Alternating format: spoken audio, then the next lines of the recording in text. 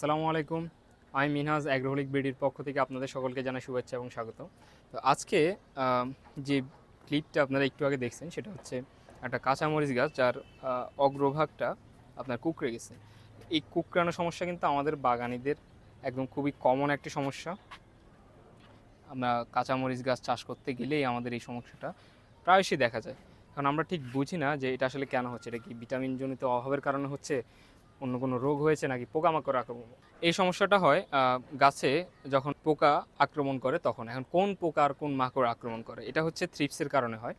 Basically যখনই গাছে thrips আক্রমণ করে তখন সেই গাছে এরকম পাতার নিচে, অর্থাৎ এই যে এখানে দেখতে পাচ্ছেন, দেখাই এরকম ভালো পাতার নিচে সে বাস করে এবং বাস করে সে আস্তে আস্তে আস্তে পাতা থেকে রস চুষে খায়।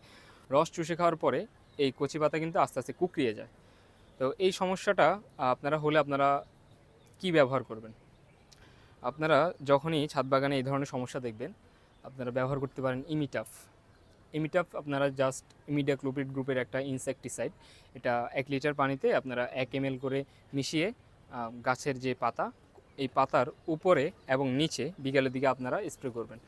তবে প্রথম স্প্রে অর্থাৎ একটা স্প্রে করেই কিন্তু আপনি এই পুরো সমস্যা থেকে পরিত্রাণ পাবেন না। আর যে পাতাগুলো অলরেডি কুঁকড়ে গেছে ওই পাতাগুলো কিন্তু আর ঠিক হবে না। তাহলে ঠিক হবে কি? নতুন পাতাগুলো, গাছে যে নতুন পাতাগুলো বের হবে ওগুলাই কিন্তু আস্তে আস্তে ঠিক হবে। অর্থাৎ কীটনাশকটা কনস্ট্যান্টলি আপনাদেরকে প্রয়োগ করতে হবে প্রতি 4 দিন পর পর। রোগাক্রান্ত গাছে প্রতি 4 দিন পর পর আপনারা যদি 3 থেকে 4টা স্প্রে দেন সেই ক্ষেত্রে কিন্তু একটা ভালো মতো রেজাল্ট পেতে পারেন।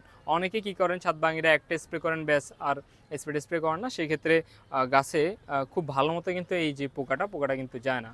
আপনি খালি ছুঁয়ে কিন্তু থ্রিপস পাতার নিচে দেখবেন না। এটা খুবই ছোট ছোট পোকা হয়ে থাকে, মাইক্রোস্কোপিক ইনসেক্ট।